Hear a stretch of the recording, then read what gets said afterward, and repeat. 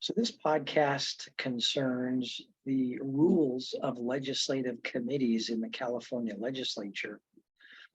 Each standing committee of the California State Senate, of which there are 22 currently, and the Assembly, of which there are currently 33 standing committees, operate both under the joint rules of the Senate and Assembly, as well as the individual standing rules of the Senate and the Assembly, respectively. Now, each standing committee of the Senate and Assembly may also adopt rules governing the operation of their committees. So, a number of committees set forth the procedures and guidelines that are used to conduct the business of that individual legislative committee. The rules set forth the date and time and location of the committee hearing, that a majority of the committee's members constitute a quorum. Most committee rules contain a number of provisions that I want to walk through. Committee worksheets. When a bill, resolution, constitutional amendment is referred to a committee, then the committee staff usually provides the bill authors with a worksheet, sometimes called a background information request, that's to be completed as part of the preparation of the upcoming committee hearing and analysis. The setting of bills. As a general rule, no bill may be set or file notice published until that measure has been referred to a committee. Once referred, the committee may set the bill for any available hearing date at its discretion as a general rule. Recall that no bill may be heard or acted upon until 31 days after its introduction. Notices. A bill of first reference being heard in the committee is required to be noticed in the Senate or Assembly daily file with at least 4 days notice. Otherwise, the notice is 2 days prior to a hearing for a second or third policy committee referral. This requirement can be waived by a majority vote, at least in the Assembly. The 3-set limit. A bill may be set for hearing in a committee only 3 times. A bill is considered set when it's been noticed in the daily file for 1 or more days. If the author postpones the hearing of a bill or submits amendments that cause the hearing to be pushed back or rescheduled, that counts as a set. If the committee postpones the hearing on a bill or measure, that action does not count as a set. Committee analyses. A policy committee in the legislature or a standing committee, their analysis is required for every measure. Analyses are generally made available to the public at least 1 working day prior to the hearing, with a working day generally being defined as a day in which the daily file is published. In the case of special meetings, analyses might be made available to the public at the beginning of a hearing. The order of agenda.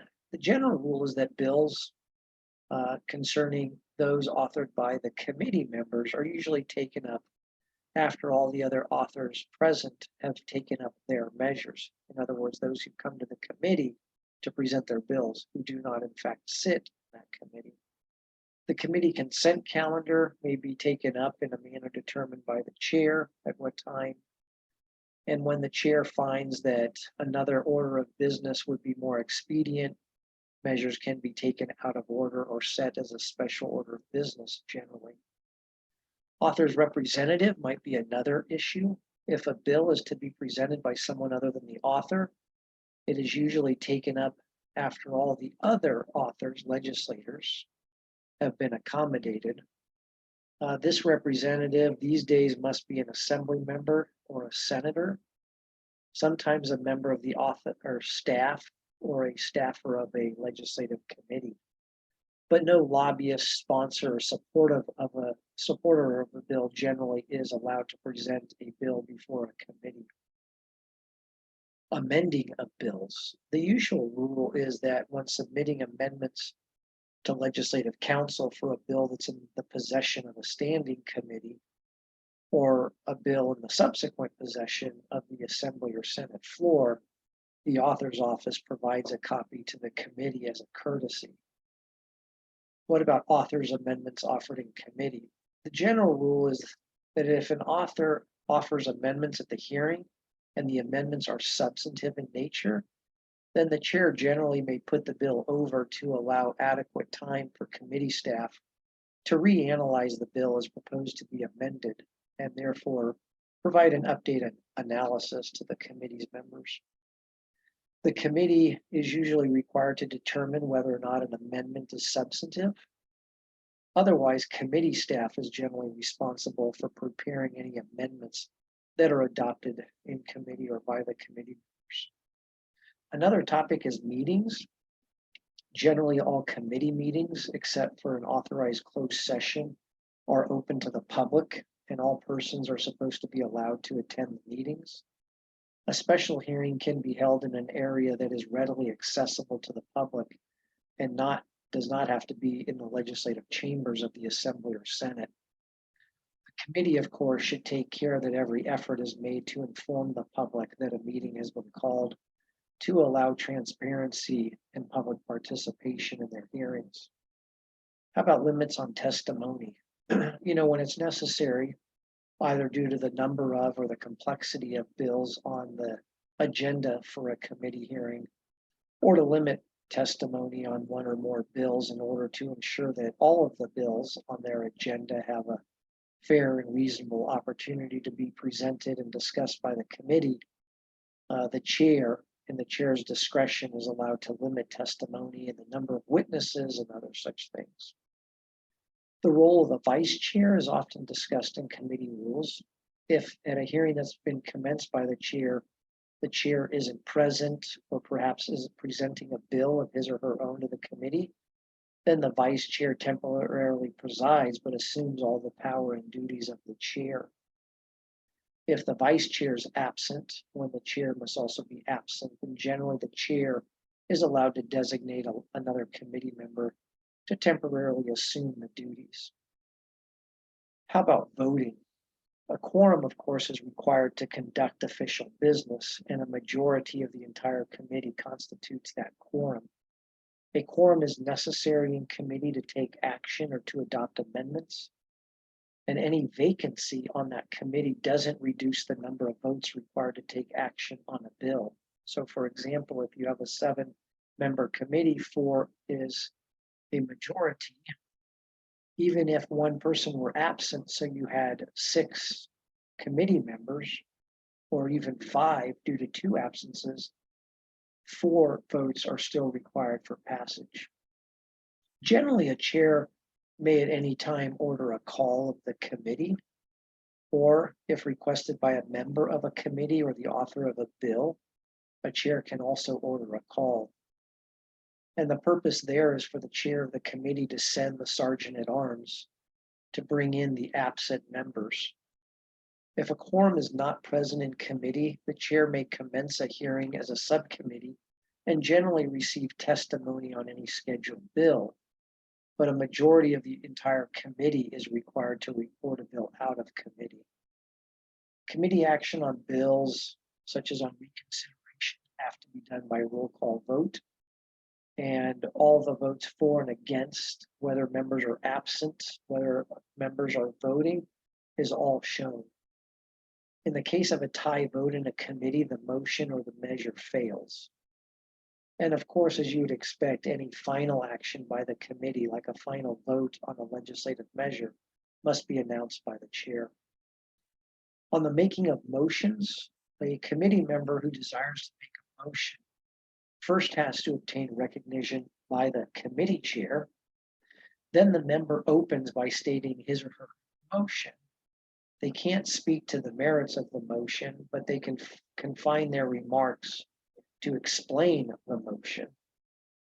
If that motion is in order and it's properly seconded by another member of the committee, then the chair is required to state that to the committee. And if the motion is debated, a member who made the motion is to be recognized to open debate on that motion. How about reconsideration in the committee rules? Well, in committees, reconsideration of a bill may be granted only one time, just like on the floor. And there are specified instances when a motion to reconsider can and cannot be made. Some committee rules deal with the topics of interim study and informational hearings. For example, a committee may refer the subject matter of a bill to the Rules Committee for interim study. A committee may subsequently reconsider and act on that bill. In addition, the chair may call the committee to sit during an interim period or recess to conduct a public hearing and gather information, even to discuss proposed legislation or any other proper purpose to meet. But it must be, approval must be received by the speaker, and the 4-day file notice must be included. Committee rules often deal with letters of support and opposition. So letters that communicate a formal position on a bill, such as support or oppose, no concerns, support if amended, oppose unless amended. Those must be received by the committee by a specified date, usually a week preceding the scheduled hearing. And that way, the stated position from that letter can be properly referenced in some sort of form in the analysis. Public records, the committee secretary of each standing committee of the Assembly and Senate is the custodian of that standing committee's legislative records.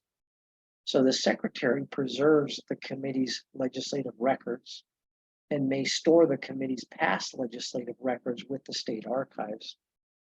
The legislative records contained in an official committee file that are in possession of the committee secretary are generally open to inspection, as well as reproduction by the members of the public in a committee office.